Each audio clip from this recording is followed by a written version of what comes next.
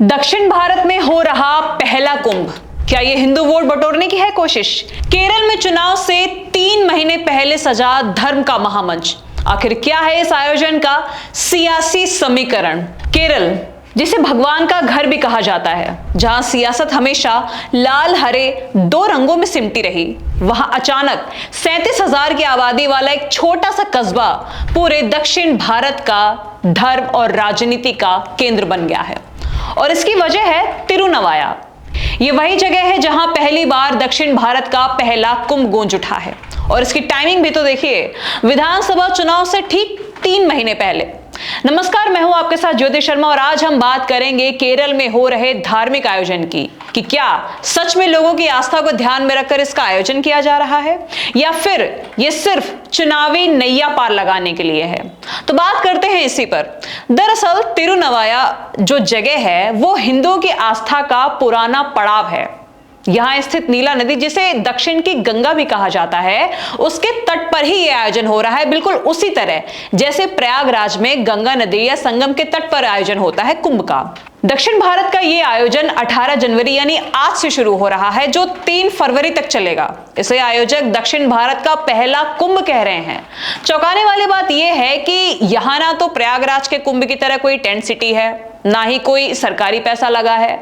यहां के स्थानीय लोग ही अपने घरों को खोलकर मेहमान नवाजी करते नजर आ रहे हैं। और अब देखिए, उत्तर भारत में कुंभ में लोग जाते हैं और यहां लोग खुद कुंभ अपने घर पर लेकर आ रहे हैं। वहीं जूना अखाड़ा और भारतीय धर्म प्रचार महासभा ने 259 साल से बंद पड़ी इस परंपरा को फिर जगाया। कहा जा रहा है कि जैसे उत्तर भारत में प्रयाग पितृ तर्पण का केंद्र है, वैसे ही दक्षिण में इसकी जगह तिरुनवाया ले रहा है। यहां 12 ब्राह्मण हर शाम नीला नदी की आरती करेंगे, वैसे ही जैसे प्रयागराज में आपने गंगा नदी की आरती देखी होगी। अनुमान लगाया जा रहा है कि इस विशाल आयोजन में 5 लाख से ज्यादा लोग पहुंचेंगे। यहां हम आपको एक और दिलचस्प बात बता रहे हैं, वो ये कि यहां पर आपको कोई वीआईपी ट्रीटमेंट नहीं मिलेगा, ना ही कोई वैसा कल्चर आप यहां देखेंगे। यहां इस आयोजन की कोई लाउड पोस्टरबाजी भी नहीं है कि जगह जगह पोस्टर लगाए जा रहे हैं, धन्यवाद के पोस्टर लगाए जा रहे हैं। यहां 1500 से ज्यादा घर खुद लोगों का स्वागत करने के लिए आगे आए हैं। लेकिन हां, यहां पर उत्तर भारत के कुंभ जैसे भव्य नजारे आपको जरूर देखने को मिलेंगे। 22 जनवरी को तमिलनाडु से एक रथ यात्रा तिरुनवाया पहुंचेगी, जिसमें 5000 वॉलंटियर्स होंगे, 12,000 भक्त प्रसाद वितरण के इंतजाम में लगे होंगे। यानी आयोजन छोटा नहीं है, बल्कि इसका मन बड़ा है। और सुनिए वो बात जो कई लोग नहीं जानते। राजस्थान के पुष्कर के बाद ब्रह्मा जी का दूसरा मंदिर भी यहां पर स्थित है, जिसका जीर्णोद्धार 1300 साल पहले हुआ था। लेकिन अभी भी मुद्दा वही कि यह सिर्फ धार्मिक आयोजन है या तगड़ी राजनीति का केंद्र भी। सवाल इसलिए भी बड़ा है क्योंकि केरल में चुनाव सिर पर है। अप्रैल मई में वहां विधानसभा चुनाव होने वाले हैं। तो क्या ये आयोजन हिंदू वोट को बटोरने के लिए है? यह सवाल इसलिए है क्योंकि केरल में 55% वोट हिंदुओं के हैं। यहां की कुल जनसंख्या 3.5 करोड़ है, जिसमें 2 करोड़ तो हिंदू वोटर ही हैं। यहां मैदान में भी सिर्फ 3 खिलाड़ी हैं, एलडीएफ, यूडीएफ और बीजेपी। और तीनों की नजर एक चीज पर, और वो है हिंदू वोट बैंक। 2021 के चुनाव में एलडीएफ को 45% वोट मिले थे, जिसमें सबसे ज्यादा एझावा और दलित वर्ग के थे।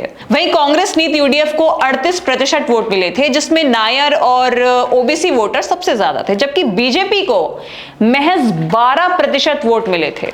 सोचिए, जो बीजेपी पूरे उत्तर भारत में अपना झंडा फहराती दिखती है, उसे केरल जैसे दक्षिण भारतीय राज्य में सिर्फ 12% वोट से ही संतोष करना पड़ा था। और जिन्होंने ये वोट दिए थे उनमें ब्राह्मण, नायर, एजावा तीनों का लगभग बराबर वोट था। लेकिन 2024 का जब लोकसभा चुनाव हुआ तो ये आंकड़े भी बदले। एलडीएफ का वोट परसेंट गिरा, जो 33.6% रह गया। यूडीएफ का वोट प्रतिशत बढ़ा, जो 45 पर पहुंचा। और बीजेपी का भी वोट प्रतिशत बढ़ा, जो 19% हो गया, जो कि 2021 में 12% था। इसलिए हिंदू वोटर अब सियासत का पावर सेंटर बन गए हैं।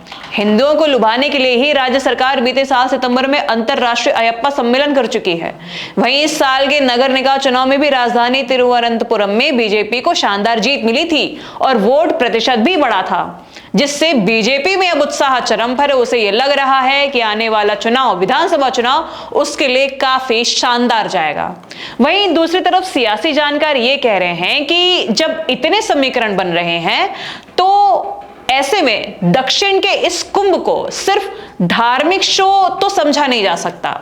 ये केरल की जमीन पर गहरे मायने रखता है।